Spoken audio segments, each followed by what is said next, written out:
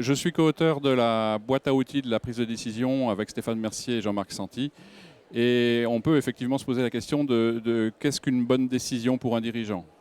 Une bonne décision, ce n'est pas une décision cognitive, ce n'est pas la parfaite décision sur laquelle on prend beaucoup de temps.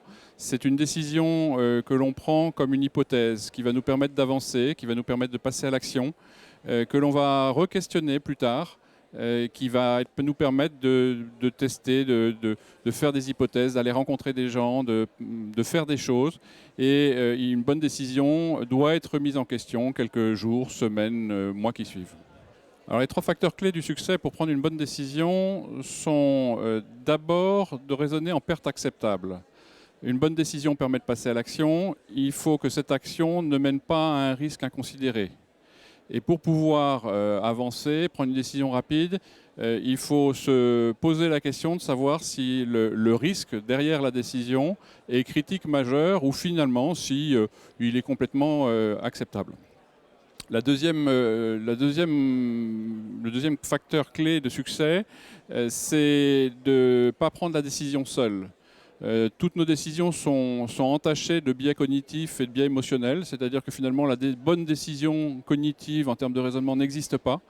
Et donc pouvoir partager avec d'autres et s'appuyer sur les avis d'autres, confronter notre décision ou notre choix avec d'autres personnes nous permet de dépolluer d'une certaine façon la décision.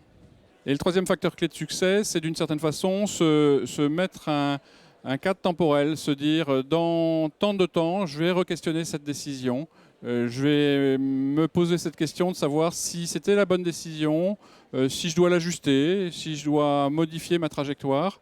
Et donc finalement prendre rendez-vous avec soi-même quelques temps après pour voir si on va dans le bon sens et comment on peut ajuster, donc finalement apprendre.